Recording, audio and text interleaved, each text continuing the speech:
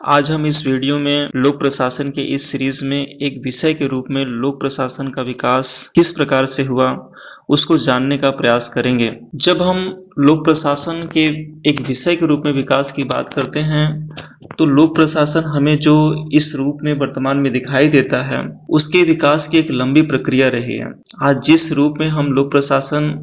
का अध्ययन करते हैं वह एक लंबी विकासात्मक प्रक्रियाओं से होकर के गुजरा हुआ है। लोक प्रशासन का प्रयोग प्रायः दो अर्थों में किया जाता है, जिसमें पहला अर्थ इस बात से लगाया जाता है कि लोक प्रशासन एक क्रिया के रूप में है और दूसरा जो है लोक प्रशासन को एक अध्ययन के रूप में भी हम अध्ययन करते हैं, एक विषय के रूप में हम इसका अध्ययन करते हैं। तो इस प्रकार इस वीडियो में हम जानने का प्रयास करेंगे कि लोक प्रशासन जो है किस प्रकार से इसकी एक विषय के रूप में स्थापित होने में इसकी विकास यात्रा रही है। तो सर्वप्रथम यदि लोक प्रशासन को एक क्रिया के रूप में हम यदि जाने तो लोक प्रशासन का इतिहास उतना ही पुराना है जितना कि एक समाज का अथवा राज्य का है। प्राचीन काल में लोक प्रशासन हमें जो है सिंधु घाटी की सभ्यता में हमें दिखाई देता है, क्योंकि जो वहाँ से जो उत्खनन प्राप्त हुए हैं उन अवशेषों के विश्लेषण से ये पता चलता है कि वहाँ की उस राज्य की जो है जो प्रशासनिक व्यवस्था थी वो बहुत ही सुव्यवस्थित थी। उसी प्रकार से प्राचीन यूनान के नगर राज्य में भी लोक प्रशासन का जो स्वरूप दिखाई देता है वह बिल्कुल व्यवस्थित और संगठित रूप में हमें दिखाई देता है। प्राचीन भारत के प्रशासन कला अथवा राजशास्त्र के बारे में यदि समझा जाए तो उसी प्रकार से हमें गंगा सिंधु घाटी के राज्यों में भी हमें इस बात के प्रमाण मिलते हैं कि वहाँ पर बहुत प्राचीन काल से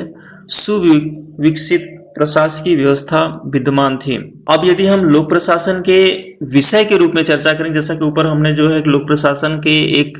क्रिया के रूप में हमने जाना, उसी प्रकार से यदि जब हम इसके विषय के रूप में चर्चा करें तो भले ही हम एक बात कह रहे हैं कि लोक प्रशासन जो है कि बिल्कुल बहुत अभी एक नवीन विषय है, लेकिन उसके साथ ही साथ जो है हम इस बात को भी पाते हैं कि लोक प्रशासन एक नवीन विषय होने के साथ ही साथ जो है कि जो प्राचीन काल में जो हमारे पुराने जो है कि जो आचार्य रहे हैं, ऋषि मुनि रहे हैं, उनकी रचनाओं में भी हमें लोक प्रशासन के स्वरूप हमें दिखाई देते हैं। उदाहरण के लिए जब हम कौटिल्य के अर्थशास्त्र की बात करते हैं तो कौटिल्य के अर्थशास्त्र को एक प्रशासन के ऊपर जो है प्रमाणिक ग्रंथ माना जाता है। लोक प्रशासन के बारे में कौटिल्य ने अपने अर्थशास्त्र में जो है कई सारे पहलुओं की चर्चा की है, जिसमें उन्होंने लोक प्रशासन के सिद्धांत, सरकारी तंत्र और कर्मचारी प्रबंधन के बारे में व्यवस्थित रूप से चर्चा किया हुआ है। कौटिल्य के अनुसार लोक प्रशासन की कला को तभी अपनाया जा सकता है जब लोक प्रशासन के विज्ञान से आप सुपरिचित हों। इसीलिए राजा, युवराज, उच्च धर्माचार्य तथा मंत्रियों को लोक प्रशासन के विज्ञान के बारे में उन्होंने बताया कि अवश्य जानना चाहिए, क्योंकि यदि आप चाहते हैं कि राज्य की प्रशासनिक व्यवस्था या राज्य की व्यवस्था ठीक प्रकार से चले तो कौटिल्य के अनुसार जो है लोक प्रशासन का ज्ञान उसे अवश्य होना चाहिए। उसी प्रकार से जब हम पाश्चात्य जगत में अरस्तु के पॉलिटिक्स अथवा मध्यकालीन का समय आते आते पश्चिम में जो है मैकियावेली के द प्रिंस की बात करें, जो उनकी रचना थी, उसमें भी लोक प्रशासन के संगठन और काम करने के तरीकों के बारे में महत्वपूर्ण जानकारी दी है। इस प्रकार से जब हम आगे चलते हैं तो 16वीं शताब्दी के आते आते जो है प्रशासन विषय का व्यापक रूप से जो है संकलन और अध्यापन कैमरले विज्ञान के प्रोफेसरों द्वारा आरंभ किया गया। कैमरले से आशय जो है एक ऐसे प्रशासनिक अधिकारियों से हैं जो जर्मन तथा ऑस्ट्रेलियाई प्रोफेसरों का एक समूह था और उन्होंने जो है लोक प्रशासन के अध्ययन पे जो है या प्रशासनिक जो है कि किस प्रकार से राज्य व्यवस्था को संचालित करने के लिए प्रशासनिक प्रशिक्षण किस प्रकार से जो है दिया जाना चाहिए, उसके ऊपर उन्होंने महत्वपूर्ण काम किया, उसके ऊपर उन्होंने जोर दिया। इसलिए कैमरलिस्ट जर्मन और ऑस्ट्रेलियाई प्रोफेसरों का भी जो है लोक प्रशासन के विकास में महत्वपूर्ण योगदान रहा है। उसी प्रकार से जब हम आगे चलते हैं तो 18वीं शताब्दी के अंत में जो है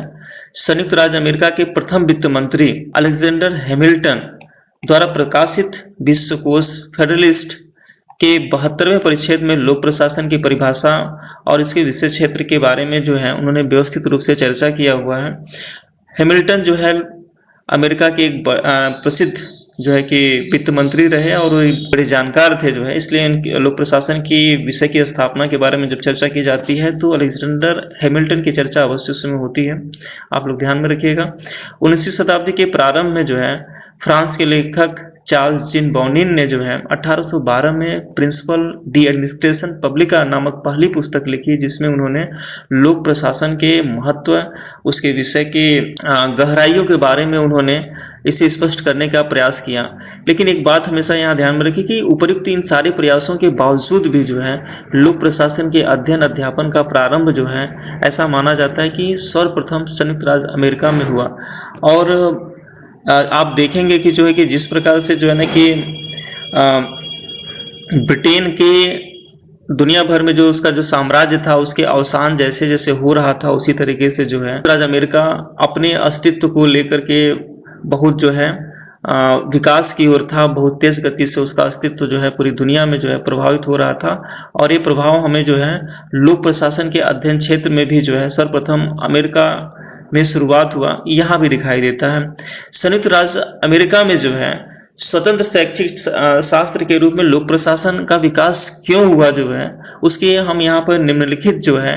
कारकों को यदि अध्ययन करें तो पाएंगे कि सरकारी क्षेत्रों में कुशल कार्य संपादन के लिए वहां पर जो है इसके लिए संगोष्ठियां आयोजित की गई। इसके लिए लोग जो है वहां पर ज़्यादा जो जागरूक थे कि किस प्रकार से जो है कि जिस प्रकार से जो है कि लोक कल्याणकारी राज्यों की स्थापना हो रही है, उस प्रकार से जब उसके कार्य क्षेत्र बढ़ रहे हैं तो कार्यों के संपादन के लिए किस प्रकार से जो है व्यवस्थित किया जाए, किस प्रकार से जो है ना किसको और बेहतर तरीके से किया जाए, इसके लिए जो है वहाँ पर जो है ना कि विचार संगोष्ठियों का आयोजन किया गया और लोक प्रशासन के ऊपर काफ़ी विचार विमर्श किया गया। और सरकारी कार्य पद्धति के सुधार के लिए वहाँ पर कई सारे जो है कि आंदोलन हुए, जो है वैचारिक आंदोलन हो गए जो है, या क्रियात्मक आंदोलन हो गए, या प्रतिरोधात्मक आंदोलन हो गए। तो वहाँ पर सरकारी कार्य क्षेत्रों में सुधार के लिए भी लोगों ने विशेष रूप से ध्यान दिया। और वहाँ लोक प्रशासन के ऊपर जो ध्यान देने का जो सबसे बड़ा कारण रहा, मैंने जैसा कि बताया कि सरकारी कार्य क्षेत्रों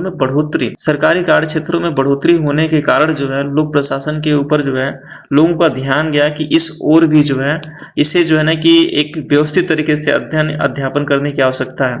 विज्ञान और तकनीकी का विकास भी जो है इस क्षेत्र में महत्वपूर्ण योगदान दिया कि लोक प्रशासन को एक विषय के रूप में स्थापित किया जाए। उसी तरह आधुनिक औद्योगिकरणों से संगठनों का जन्म हुआ। जैसा कि हम जानते हैं कि मैंने अपनी पिछली वीडियो में बताया था कि लोक प्रशासन जो है सरकार के उद्देश्यों को प्राप्त करने का एक माध्यम है। सरकार जो है, और उसमें वुडरो विल्सन ने कहा था कि कानून बनाना तो आसान है, लेकिन उसको जो लागू करने का जो कार्य होता है क्रियात्मक रूप से, वो एक कठिन काम होता है। और उस कठिन कार्य को संपादन करने का जो विधा होता है, जो सिद्धांत होता है, जो ज्ञान होता है,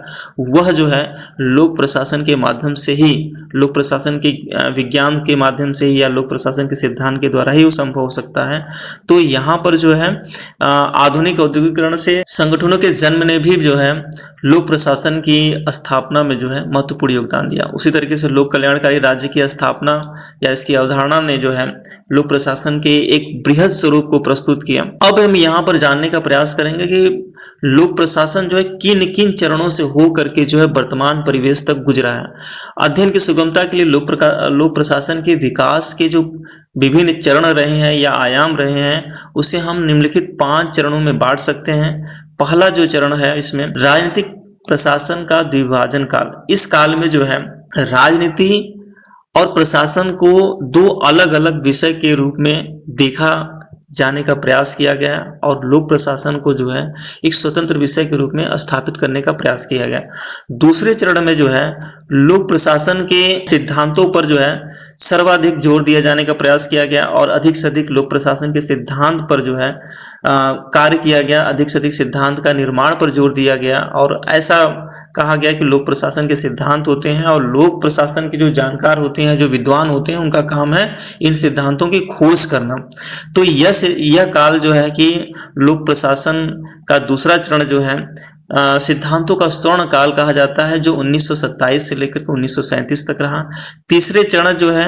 इन सिद्धांतों पर सर्वाधिक जोर दिए जाने के मानवीय जो पहलू हुआ करते थे, जो है मानवीय जो है एक संबंध होता है, मानवीय पहलू जो होते हैं उसको जो है इग्नोर कर दिया गया जो है। तो इस काल में जो है उन सिद्धांतों की चुनौती दी गई जो है, और यह काल जो है 1938 से 1947 तक रहा। चौथे चरण की जो है कि पहचान इसमें जो बात करें तो इसमें जो है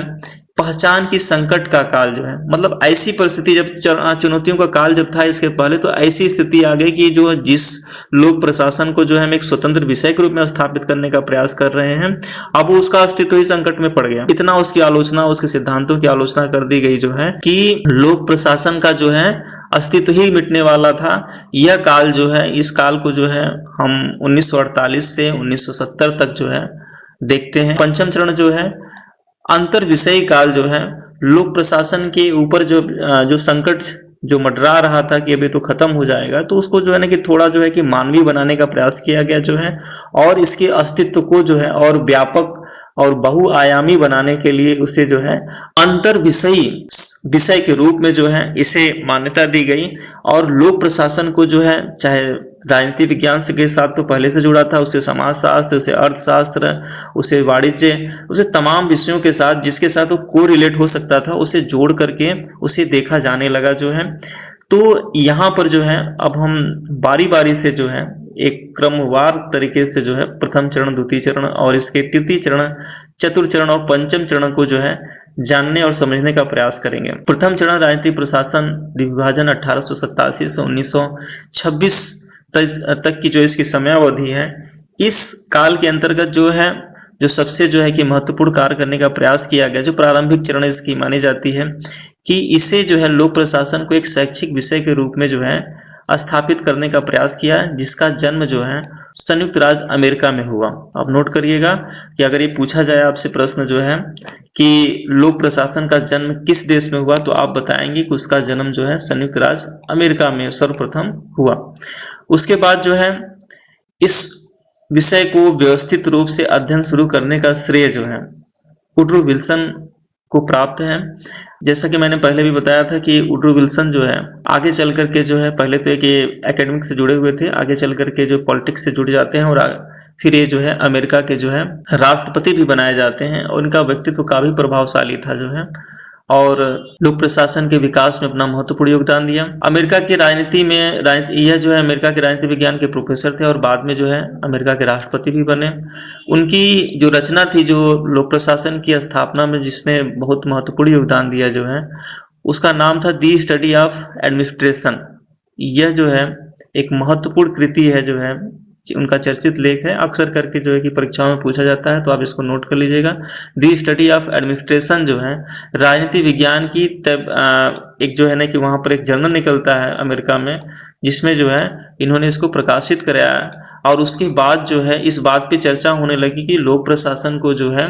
हम एक स्वतंत्र विषय के रूप में स्थापित कर सकते हैं, जब न कि जो है ना कि इसे राजनीति शास्त्र के अंतर्गत इसे पढ़ाया जाए, क्योंकि इसके अंदर एक तमाम प्रकार की संभावनाएं हैं जो है कि इसको जो है एक जो है कि पृथक रूप से एक व्यवस्थित अध्ययन जो है इसके ऊपर किया जा सकता है एक स्वतंत्र विषय के रूप में। विल्सन के अनुसार जो है, विल्सन ने जो समझा जो लोक प्रशासन के बारे में, उन्होंने बताया कि प्रशासन के अध्ययन का विकास समाज में बढ़ती हुई जटिलताओं और राज्य के कार्यों में बढ़ोतरी और जनतांत्रिक ढांचों में सरकार के विकास के परिणाम स्वरूप अब जो है कि लोक प्रशासन को एक स्वतंत्र विषय के रूप में पढ़ाया जाना चाहिए। और इनके तमाम कार्यों के जो योगदान को देखते हुए इन्हें लोक प्रशासन का जनक कहा जाता है। और वुडरो विल्सन ने जो है लोक प्रशासन को राजनीतिक विज्ञान से पृथक करने में अपना जो है सर्वाधिक महत्वपूर्ण भूमिका निभाया। वुडरो विल्सन का मानना था कि सरकार जो है नीति बनाना उसके लिए तो आसान हो सकता है, लेकिन जो है उसे प्रशासनिक स्तर पर एक सांगठनिक स्तर पर उद्देश्य की प्राप्ति करने के लिए उसे लागू करना जो है एक कठिन कार्य होता है। इसलिए उन्हें बताया कि नीति बनाना तो आसान है, लेकिन उसे लागू करना एक कठिन कार्य है। तो संगठनात्मक जो व्यवस्था होती है, जो प्रबंध होता है, उसे हम लोक प्रशासन के विज्ञान के द्वारा ही कर सकते हैं, ऐसा वुडरो विल्सन का मानना था। वुडरो विल्सन का मानना था कि जो है कि किसी देश के लिए संविधान बनाना एक सरल कार्य है, जबकि उसे लागू करना एक अत्यंत कठिन काम है। संविधान तो जो है ना कि आप जो है कि साल में 2 साल के अंदर 3 साल के अंतर्गत बना सकते हैं, लेकिन जब उसे लागू करना होता है तो उसके लिए बहुत सारे जो है ना कि मानवीय संसाधन और जो है प्राकृतिक संसाधनों का जो है कि आवश्यकता होती है। और सबसे बड़ा कार्य उसको नियोजन करना और उसे व्यवस्थित करने का एक कठिन कार्य होता है। और यही जो है जो कठिन कार्य होता है उसे सुगम बनाने का कार्य ही जो है लोक प्रशासन के द्वारा किया जाता है। इसलिए उनका मानना था कि लोक प्रशासन एक विज्ञान के रूप में प्रयास करेगा कि सरकार के जो उद्देश्य हैं उसे किस प्रकार से सरलता पूर्वक किया जाए, किस प्रकार से उसे व्यवस्थित तरीके से किया जाए और किस प्रकार से जो है उसे कुशलता के साथ और कम पैसे में जो है मितव्ययिता के साथ उस कार्य को पूरा किया जा सकता है। वुडरो विल्सन ने जो लोक प्रशासन के विचार दिए जो है उस विचार को अन्य जो है अमेरिका के जो विद्वान रहे, कोलंबिया विश्वविद्यालय में प्रशासनिक कानून के प्राध्यापक फ्रैंक जे गुडनाउ ने आगे बढ़ाया। उन्होंने 1990 में अपनी एक पुस्तक प्रकाशित की जिसका नाम था पॉलिटिक्स एंड एडमिनिस्ट्रेशन। उसमें उन्होंने उनके सिद्धांतों के उनके विचारों को जो है आगे बढ़ाया और फ्रैंक जे गुडनाउ ने अपने जो तर्क दिए उसमें उन्होंने बताया कि राजनीति तथा प्रशासन दोनों अलग अलग विषय हैं। इसे जो है ना कि दोनों को एक साथ रखने से जो है इनके सुगम विकास के बारे में हम नहीं सोच सकते हैं। इसलिए जो है दोनों विषय अलग अलग हैं और इन्हें दोनों को जो है अलग अलग ही अध्ययन अध्यापन किया जाना चाहिए। उन्होंने बताया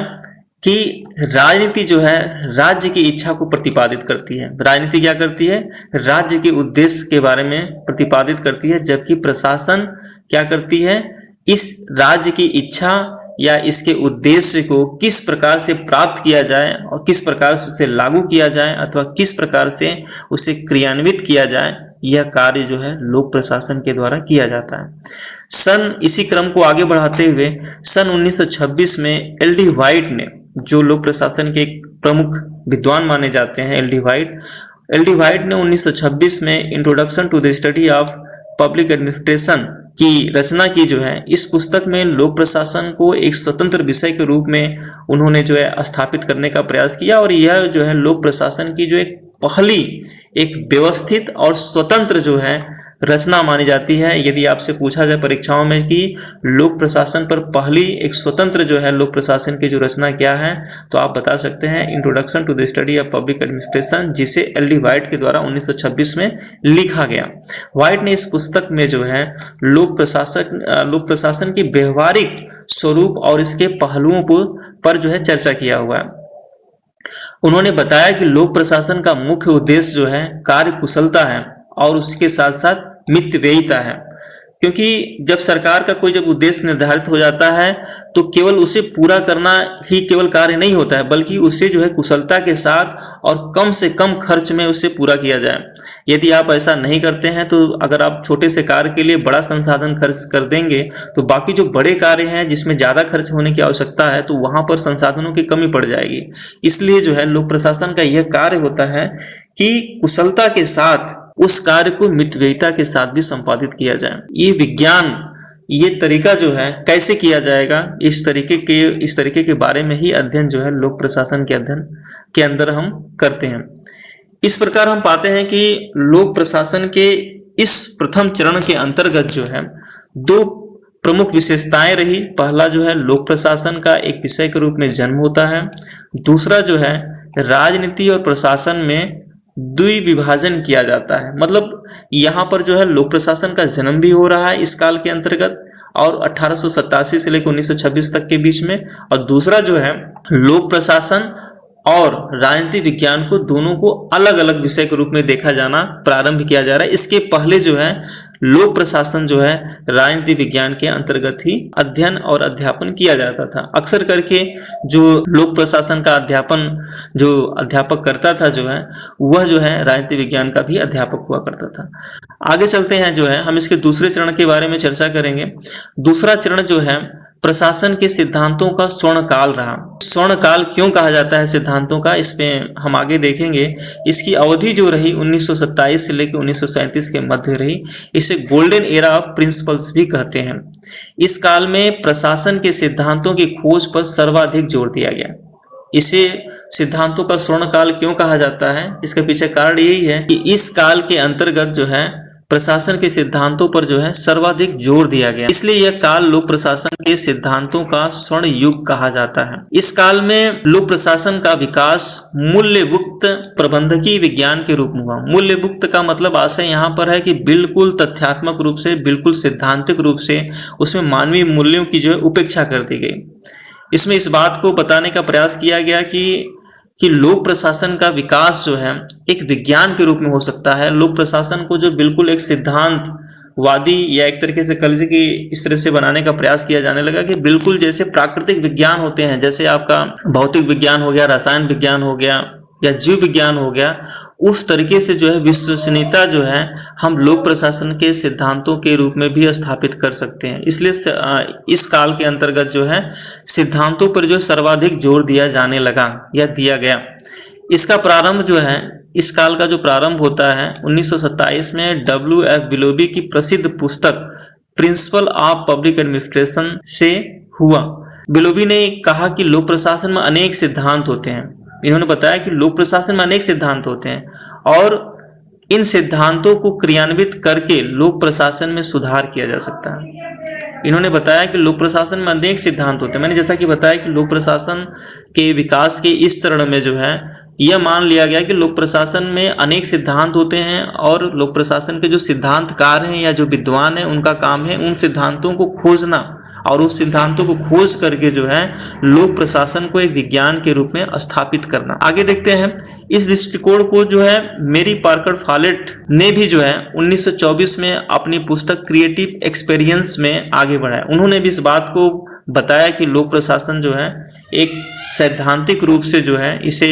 हम एक विज्ञान बना सकते हैं और लोक प्रशासन में अनेक सिद्धांत होते हैं जिसके द्वारा जो है हम लोक प्रशासन की जो समस्याएं हैं, जो सरकार के उद्देश्यों को प्राप्त करने में जो समस्याएं आती हैं, जो बाधाएं आती हैं, उसे हम विधिवत रूप से और सार्वभौमिक रूप से जो सिद्धांत बनाए जाएंगे, कोई ऐसा है देश काल परिस्थितियों के हिसाब से नहीं, वो परिस्थितियां या वो देश काल जो है वो सभी देशों के ऊपर लागू होंगे, जो है सब जगह लागू होंगे। इसलिए क्यों लागू होंगे? क्योंकि ये विज्ञान का स्वरूप है और ये इस कार्य में जो योगदान मेरी पार्कर फॉलेट का भी रहा।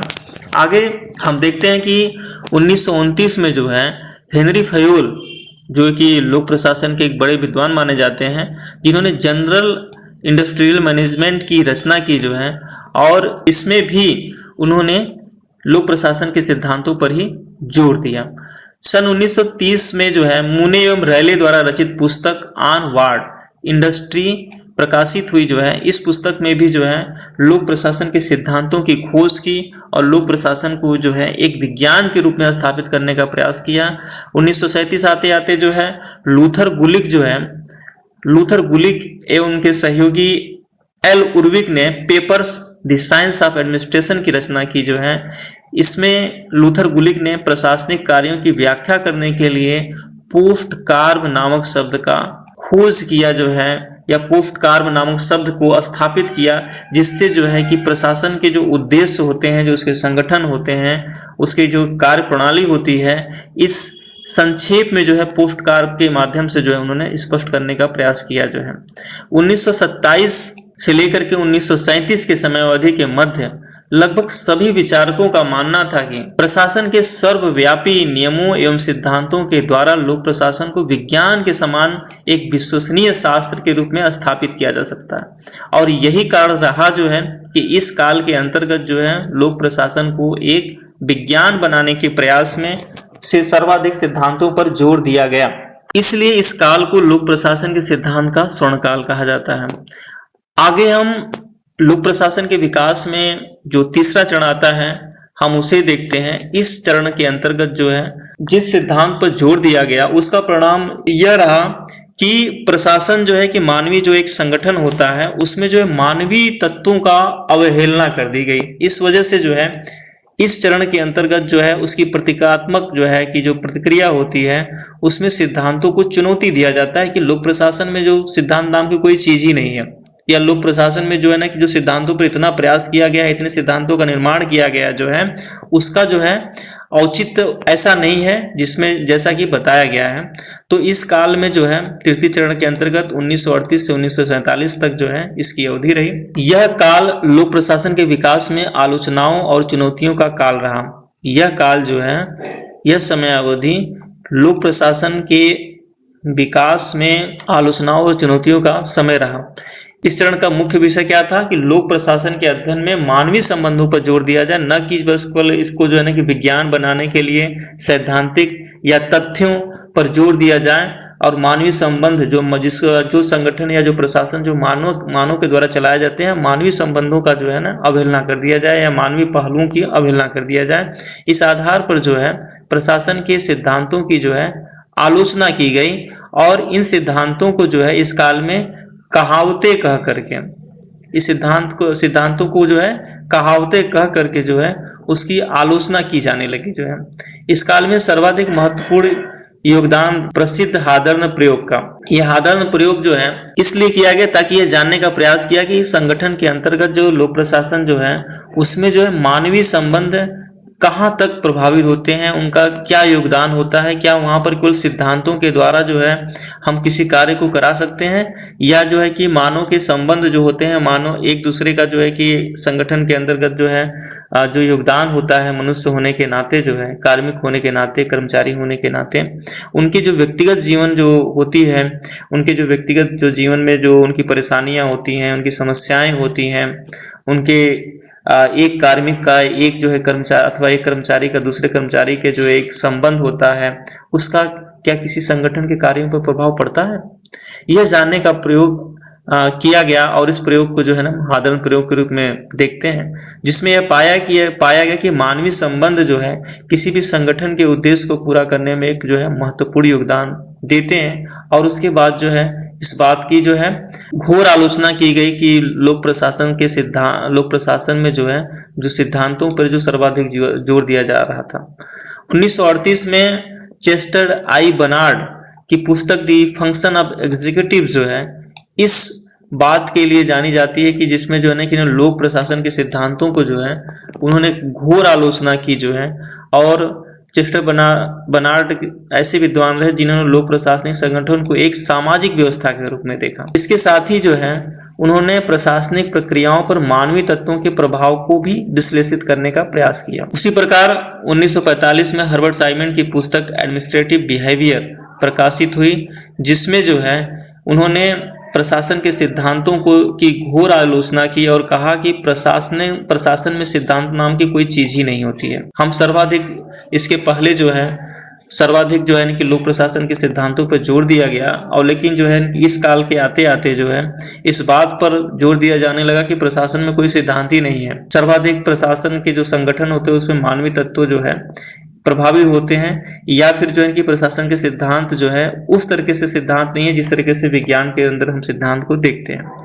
1947 में रॉबर्ट डहल ने अपनी लेख में जो है बताया the science of public administration 3 problems, मतलब इन्होंने बताया कि लोक प्रशासन को विज्ञान बनाने में 3 प्रकार की समस्याएं आती हैं। लोक प्रशासन को यदि हम विज्ञान के रूप में स्थापित करना चाहते हैं तो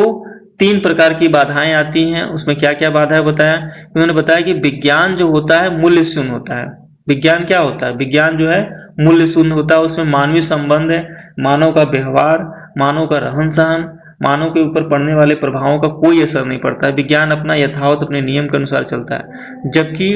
प्रशासन जो है प्रशासन के अंदर जो है मूल्य बहुलता होती है। उन्होंने क्या कहा कि प्रशासन के अंदर जो है मूल्य बहुलता होती है, जबकि विज्ञान मूल्य शून्य होता है। तो फिर हम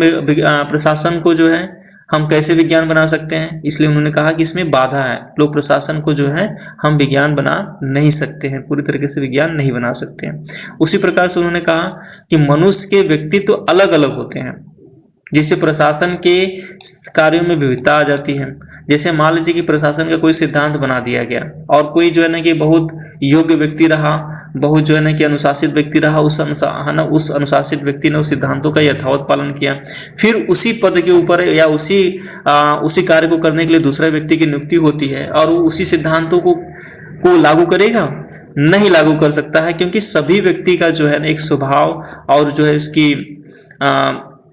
स्वभाव और प्रकृति जो है अलग अलग होती है, उसका व्यक्तित्व अलग अलग होता है। तो इसलिए जो है ना कि प्रशासन के सिद्धांत तो एक हो सकते हैं, लेकिन चूंकि उसको लागू करना होता है, किसी मनुष्य को ही लागू करना होगा, किसी जो अधिकारी को ही लागू करना होगा, तो उसमें लोक प्रशासन के जो क्रियात्मक रूप से जो उसको हम देखते हैं, उसमें व्यवहारिक रूप से हमें उसमें विविधता आ जाती है। इसलिए जो है लोक प्रशासन को जो है हम जो है विज्ञान के रूप में स्थापित नहीं कर सकते हैं। फिर उसके बाद जो है इसी तरह आगे बताते हैं कि लोक प्रशासन को, जैसे कि विज्ञान जो होता है एक सार्वभौमिक नियम के साथ उसकी उत्पत्ति होती है। जो विज्ञान के नियम होते हैं पूरी दुनिया में एक सार्वभौमिक होते हैं, सब जगह वो लागू होते हैं, सभी परिस्थितियों में लागू होते हैं। लेकिन जो लोक प्रशासन होता है वह देश काल परिस्थितियों के ऊपर आधारित होता है, इसलिए इसे जो है सार्वभौमिक नियम के रूप में इसे स्थापित नहीं किया जा सकता है और इस आधार पर इसे हम जो है विज्ञान का भी स्वरूप नहीं दे सकते। इस प्रकार हम देखते हैं कि इस काल के अंतर्गत जो है लोक प्रशासन की जो है सिद्धांतों की घोर आलोचना की गई, इस प्रवृत्ति की घोर आलोचना की गई जिसमें जो है लोक प्रशासन को विज्ञान बनाने का प्रयास किया गया। अगला चरण जो आता है लोक प्रशासन की, जो चौथा चरण है लोक प्रशासन की पहचान का संकट काल। मतलब अब ऐसी परिस्थिति, इसकी इतनी ज्यादा आलोचना कर दी गई, इसके सिद्धांतों की इतनी आलोचना ज्यादा कर दी गई कि अब ऐसा प्रतीत होने लगा कि लोक प्रशासन जो है कि जो एक स्वतंत्र, जिसके एक स्वतंत्र विषय के रूप में जो है कि स्थापना की बात कही जा रही थी, अब वो जो है कि समाप्त हो जाएगा, वो विषय का अस्तित्व ही समाप्त हो जाएगा। तो इस काल को जो है हम एक संकट काल के नाम से रूप जानते हैं, अध्ययन करते हैं, जो 1948 से लेकर 1970 तक रहा। हर्बर्ट, इसमें देखते हैं कि क्या क्या घटनाएं हुई इस काल के अंतर्गत। हर्बर्ट साइमन द्वारा आलोचना के परिणाम स्वरूप सिद्धांतवादी विचारधारा पूर्णतः धराशायी हो गई। हर्बर्ट साइमन ने जो अपनी रचना की एडमिनिस्ट्रेटिव बिहेवियर, ये रचना उनकी 1945 में प्रकाशित हुई। जो है इस रचना में उन्होंने जो है सिद्धांतवादी विचारधारा का जिस प्रकार से आलोचना किया, उससे जो है वह विचारधारा पूरी तरह से धराशायी हो गई। लोक प्रशासन पर जो है संकट का काल मंडराने लगा। लोक प्रशासन के स्वतंत्र के विषय के रूप में अस्तित्व पर खतरा उत्पन्न हो गया। इतनी आलोचना की गई कि जो है लोक प्रशासन के स्वतंत्र विषय के अस्तित्व पर ही खतरा उत्पन्न हो गया। इसलिए लोक प्रशासन के इतिहास में इस काल को जो है संकटावस्था या क्राइसिस ऑफ आइडेंटिटी के नाम से जानते हैं। रॉबर्ट डहल जो यहाँ पर जो है कि महत्वपूर्ण भूमिका निभाते हैं, उन्होंने कहा कि जब तक लोक प्रशासन का अध्ययन तुलनात्मक नहीं होता है तब तक इसका विज्ञान होने का दावा खोखला है। उन्होंने कहा जो है कि लोक प्रशासन का हमें अध्ययन जो है एक तुलनात्मक रूप से अध्ययन करना चाहिए, न कि जो कि लोक प्रशासन का कोई सिद्धांत हमने बना दिया, कोई विषय के रूप में स्थापित कर दिया और उसी विषय को, उसी सिद्धांत को हम जो है सार्वभौमिक रूप से लागू करें, बल्कि जो है यह देश काल परिस्थितियों के अनुसार इसका अध्ययन तुलनात्मक रूप में हो सकता है। और तुलनात्मक रूप से होने के बाद जो है उसके द्वारा जो सिद्धांतों की जो खोज की जाएगी, जो बनाए जाए, उसमें जो है इसके विज्ञान होने की जो संभावनाएं हैं उसमें कुछ प्रबल हो सकता है, न कि जो है ना कि इसके द्वारा हम एक जो है कि मूल्य मुक्त प्राकृतिक विज्ञान की तरह जो है हम इसे जो है एक विज्ञान बनाने की चेष्टा करें। तुलनात्मक लोक प्रशासन की अवधारणा को अधिक समृद्ध बनाने में जो है जो जिन विद्वानों का योगदान रहा उसमें फ्रेडरिक्स गैबल, फ्रेडरिक क्लीवेंट, फिर उसके बाद डायमंड और फेरल हैडी, शेरवन मॉन्टगोमरी आदि विद्वानों का जो है महत्वपूर्ण योगदान रहा। जो है 1948 आते आते जो है तुलनात्मक लोक प्रशासन के अध्ययन को स्वतंत्र विषय के रूप में अमेरिका के कैलिफोर्निया विश्वविद्यालय में अध्यापन करने का प्रयास किया गया, जिसका श्रेय जो है ड्वाइट वाल्डो को है। सन 1900, अब इसके आगे की जो विकास की प्रक्रिया रही जो है सन 1950 से 1960 के दशक में जो है लोक प्रशासन के क्षेत्र में विकास प्रशासन की अवधारणा विकसित हुई। अब एक नई अवधारणा विकसित हो रही है लोक प्रशासन के अंतर्गत। 1950 से 1960 के दशक के मध्य जो है लोक प्रशासन के क्षेत्र में विकास प्रशासन की अवधारणा विकसित हुई और इसे जो विकसित करने का जो सर्वप्रथम जो श्रेय रहा जो है उनका नाम था एडवर्ड डब्ल्यू वाइडनर ने विकास प्रशासन की अवधारणा को प्रतिपादित किया। उन्होंने विकास प्रशासन को जो है क्या बताया, कार्योन्मुख एवं लक्ष्योन्मुख उन्होंने बताया। विकास प्रशासन को जो है कि जो सबसे पहले जो है शब्द प्रयोग किया गया, ये शब्द को प्रयोग करने का जो है गौरव जो है भारतीय प्रशासक यूएल गोस्वामी को है। ये अक्सर करके परीक्षाओं में पूछा जाता है कि विकास प्रशासन का सर्वप्रथम किसने जो है प्रयोग किया। तो इसका आप बताएंगे जो है कि विकास प्रशासन का जो है सर्वप्रथम सबसे पहले जो है भारतीय प्रशासक जो है यूएल गोस्वामी के द्वारा इस शब्द का प्रयोग किया गया। इसका प्रयोग उन्होंने सर्वप्रथम अपने लेख जो है the structure of public administration in India नामक लेख में इन्होंने किया, जो Indian journal of public administration में 1955 में प्रकाशित किया गया था। विकास प्रशासन के जो सबसे बड़े विश्वविख्यात प्रतिपादक कह लीजिए या जो विद्वान माने जाते हैं, उनका नाम जो है जॉर्ज ग्रांट है, जो टेनिस वैली परियोजना से जुड़ा हुआ है, जो एक प्रमुख परियोजना थी उससे वो जुड़े हुए रहे।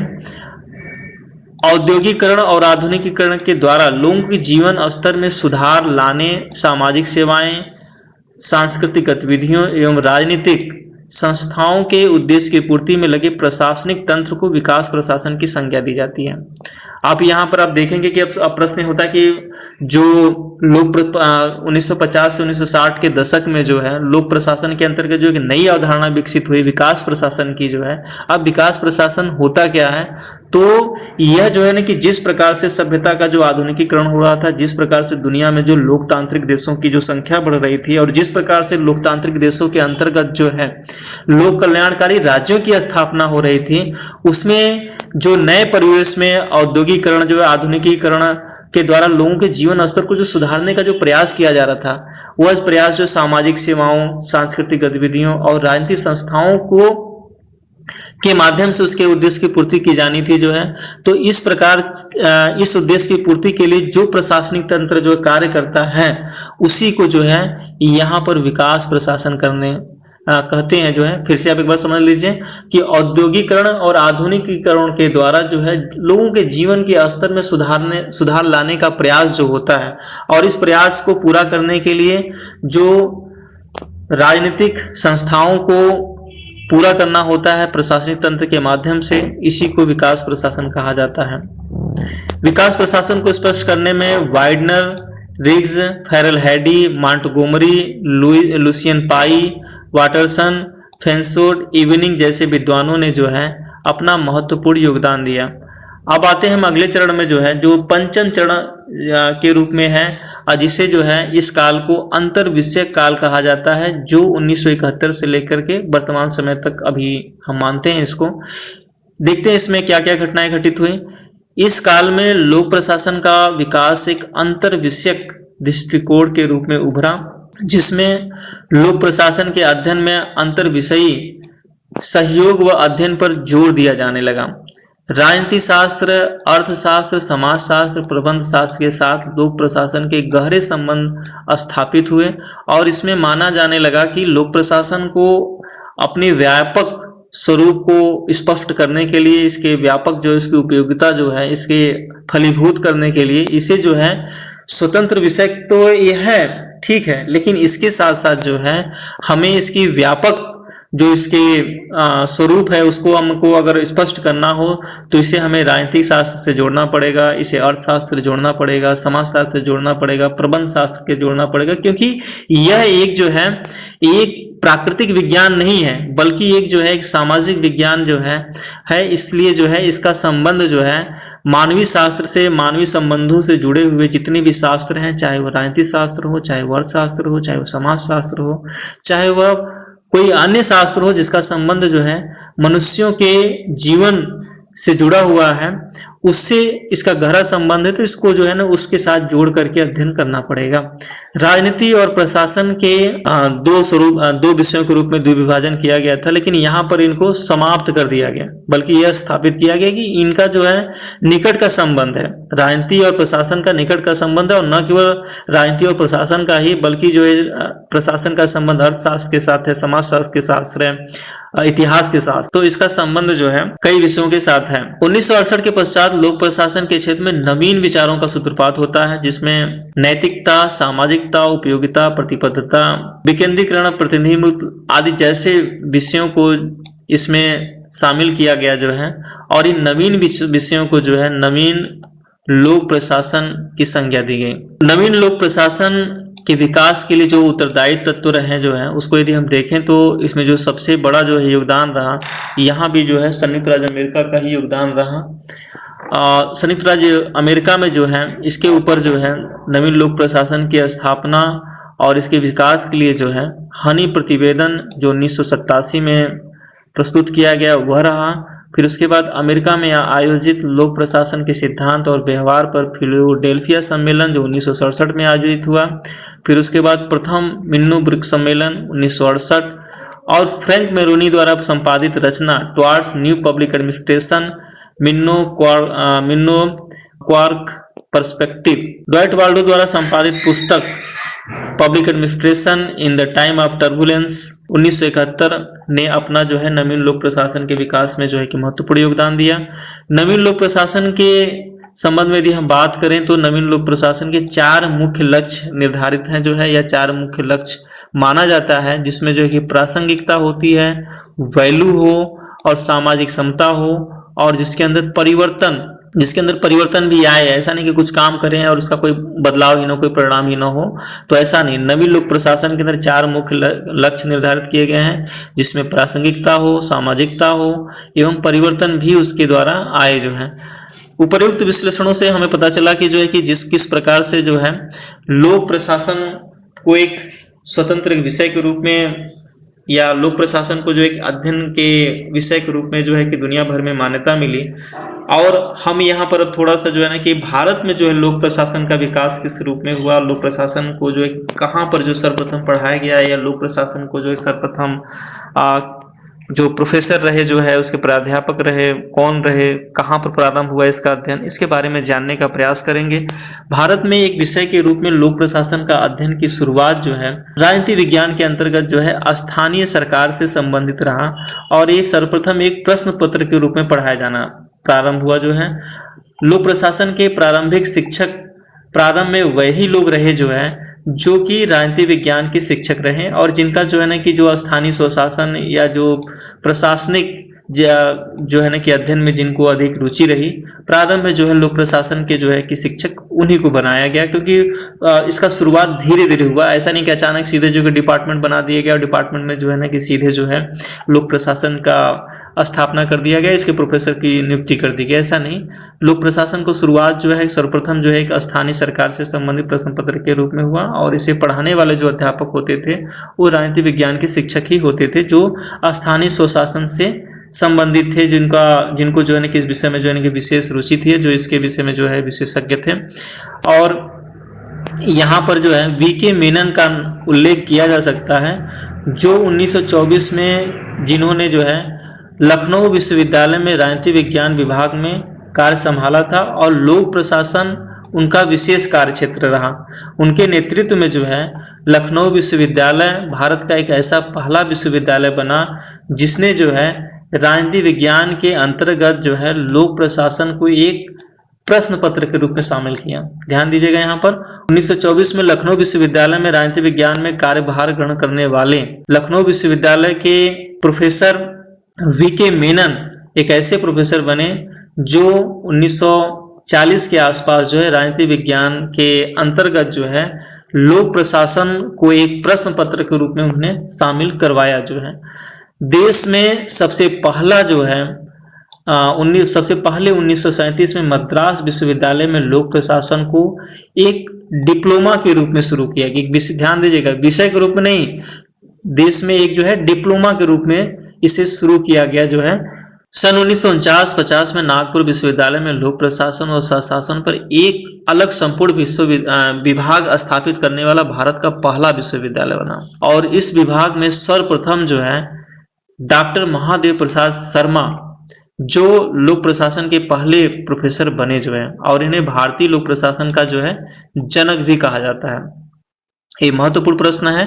कि यदि आपसे पूछा जाता है कि भारतीय लोक प्रशासन के जनक किसे कहा जाता है, तो आप जो है कि बताएंगे कि भारतीय लोक प्रशासन का जनक जो है डॉक्टर महादेव प्रसाद शर्मा जी को कहा जाता है। सन 1954 में लोक प्रशासन पर पॉल एपिलबी रिपोर्ट के अनुसार दिल्ली में भारतीय लोक प्रशासन संस्थान की स्थापना की गई। यह संस्थान जो है Indian journal of public administration नामक उच्च कोटि की पत्रिका का भी संपादन करता है, जिसमें जो है ना कि लोक प्रशासन से संबंधित विभिन्न प्रकार के आर्टिकलों को जो है प्रकाशित किया जाता है। इसके विकास के चरणों को हम आगे देखें तो हम पाते हैं कि सन 1987 में संघ लोक सेवा आयोग द्वारा आयोजित सिविल सेवा प्रतियोगी परीक्षा के वैकल्पिक विषयों की सूची में लोक प्रशासन को स्वतंत्र विषय की सूची में शामिल किया गया और यह लोक प्रशासन को जो है भारत में उपलब्धि की एक सबसे बड़ी प्रक्रिया थी कि जो है कि लोक प्रशासन को सिविल सेवा परीक्षा में शामिल किया गया और एक वैकल्पिक विषय के रूप में शामिल किया गया। उपर्युक्त विश्लेषणों के बाद मैं समझता हूं कि आप लोगों को लोक प्रशासन के एक विषय के रूप में स्थापना किस प्रकार से हुआ कि यह लोक प्रशासन जो है किन किन आयामों से होकर के गुजरने के बाद जो है एक स्वतंत्र विषय के रूप में स्थापित हुआ। आज भी जो है कि भारत में और दुनिया भर के कई सारे देशों में जो है लोक प्रशासन एक राजनीति विज्ञान के पेपर के रूप में भी पढ़ाया जाता है और कुछ विश्वविद्यालय जो ऐसे हैं कि जहां पर जो है कि लोक प्रशासन को जो है एक स्वतंत्र विषय के रूप में पढ़ाया जाता है। मुझे उम्मीद है कि इस वीडियो के द्वारा आप लोक प्रशासन का विकास एक विषय के रूप में कैसे हुआ आप जान गए होंगे। उपर्युक्त अध्ययन के बाद यहाँ पर नीचे जो है आप लोगों के परीक्षा के लिए उपयोगी हो उसके लिए कुछ महत्वपूर्ण अभ्यास हेतु प्रश्न दिए हैं, जैसे कि इसमें अति लघुत्तरी प्रश्न जो किस प्रकार से हो सकते हैं थोड़ा यहाँ पर आप लोग देख लीजिए। फेडरलिस्ट ग्रंथ का लेखक कौन है? द स्टडी ऑफ एडमिनिस्ट्रेशन किसकी कृति है? लोक प्रशासन का जनक किसे माना जाता है? एक अध्ययन विषय के रूप में लोक प्रशासन का जन्मदाता किसे कहा जाता है? और यदि हम लघुत्तरी प्रश्नों के प्रकार के रूप में देखें तो हम पाएंगे कि जो है यहाँ पर नवीन लोक प्रशासन क्या है, विकास प्रशासन शब्द का सर्वप्रथम प्रयोग किस भारतीय प्रशासक ने किया, और जो निबंधात्मक प्रश्न होते हैं जो कि आपकी परीक्षाओं में अक्सर करके पूछे जाते हैं और ये सबसे बड़े प्रश्न होते हैं, जिसमें पहला प्रश्न किस प्रकार से हो सकता है आप इसको देख लीजिए। लोक प्रशासन के अध्ययन के विकास यात्रा को संक्षेप में समझाइए। आपके परीक्षाओं में इस प्रकार का प्रश्न आ सकता है। नवीन लोक प्रशासन की शुरुआत के लिए उत्तरदायी कारकों का वर्णन कीजिए, एक प्रश्न ऐसा भी हो सकता है। एक विषय के रूप में भारत में लोक प्रशासन की विकास यात्रा का वर्णन कीजिए जिसके बारे में मैंने अभी चर्चा किया हुआ है। मैं समझता हूं कि जो मैंने अभी आप लोगों के सामने यह वीडियो प्रस्तुत किया हुआ है, जो ये अभी अध्यापन किए हम लोग जो है, मुझे उम्मीद है कि इस वीडियो के द्वारा आप लोग लोक प्रशासन का विकास एक विषय के रूप में कैसे हुआ आप जान गए होंगे। यदि वीडियो ज्ञानवर्धक लगा हो तो लाइक और सब्सक्राइब करें। अगले वीडियो में हम लोग लोक प्रशासन के स्कोप, नेचर और इसके महत्व के बारे में जानने का प्रयास करेंगे। धन्यवाद।